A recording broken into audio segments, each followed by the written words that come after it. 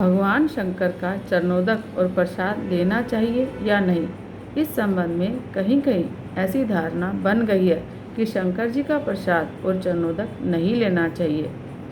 हालांकि यह किसी शिवद्रोही द्वारा किया गया दुष्प्रचार मात्र है, फिर भी इस पर एक शास्त्रीय विमर्श की आवश्यकता है। भोजन से पहले प्रत्येक जिजाति और सन्यासी को ब्रह्मार्पण करने से पहले अन्न दोष की निवृत्ति के लिए यह मंत्र पढ़ना चाहिए।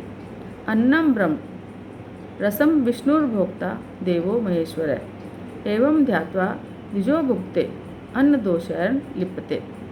4 प्रकार का अन्न ब्रह्म है, 6 प्रकार का स्वाद विष्णु है, भोग लगाने वाले भोक्ता भगवान शिव है। ऐसा ध्यान करके भोजन करने वाला द्विज अन्न दोष से लिप्त नहीं होता। इससे सिद्ध होता है कि भोग लगाने वाले एकमात्र भगवान शंकर हैं।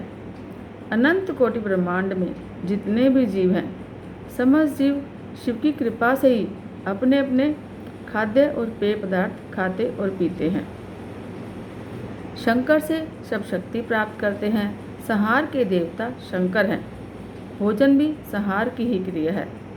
किसी भी देवी देवता के मंदिर में ब्रह्मा, विष्णु, हनुमान, भैरव, दुर्गा, महाकाली आदि समस्त देवी देवता शिवरूप धारण किए बिना भोग नहीं लगाते।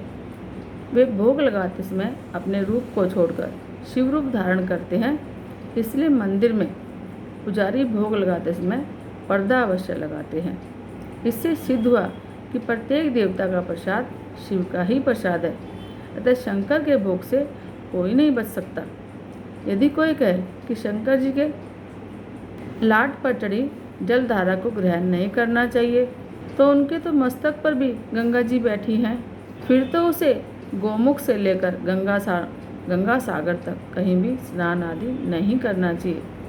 देवताओं का पूजन गंगा जल से ना करें तथा गंगा जल से जिन प्रांतों की सिंचाई होती है उनमें पैदा होने वाले अन्न फल का भी सेवन मत करो।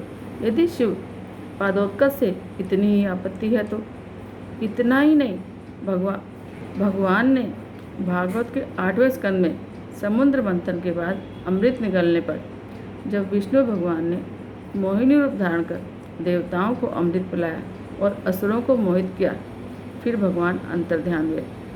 तब शिव जी की प्रार्थना पर भगवान ने उनको मोहिनी रूप दिखाया। उस रूप को देखकर शंकर जी के तेज से खनिज, सोना, चांदी सब उत्पन्न हुए। उनका उपयोग फिर तो नहीं करना चाहिए, क्योंकि वे भी तो शंकर जी से ही उत्पन्न हुए हैं। कुल मिलाकर बात इतनी सी है कि शंकर जी का चरणोदक और प्रसाद को छोड़ना यह बिल्कुल भी ठीक नहीं है। भगवान शंकर के प्रसाद को छोड़कर कोई प्राणी जीवन धारण नहीं कर सकता। शिव जी के प्रसाद ग्रहण करने की प्रशंसा जो है शिव पुराण के विद्वेश्वर संहिता का 22वें अध्याय में इस प्रकार किया गया है। इसमें वर्णन है कि शिव प्रसाद को देखने मात्र से पाप दूर हो जाते हैं और सेवन करने से करोड़ों पुण्य प्राप्त होते हैं। हजारों और करोड़ों यज्ञ आदि से भी क्या लाभ है। भक्त तो एकमात्र शिव प्रसाद के खाने से ही शिव सायुज्य को प्राप्त कर लेता है। प्रातः के वे शिव नैवेद्य को प्रसन्न मन से सिर झुकाकर भगवान शिव को याद करते हुए ग्रहण करना चाहिए। जिसके शिव प्रसाद ग्रहण करने की इच्छा नहीं होती वह पापियों में महापापी नरक को प्राप्त करता है। कहने का तात्पर्य यह है कि भगवान शंकर देवों के देव महादेव हैं। उनके चरणोदक और प्रसाद से परहेज कैसा हो तो आपको अवश्य लेना ही चाहिए। जय शिव शंकर।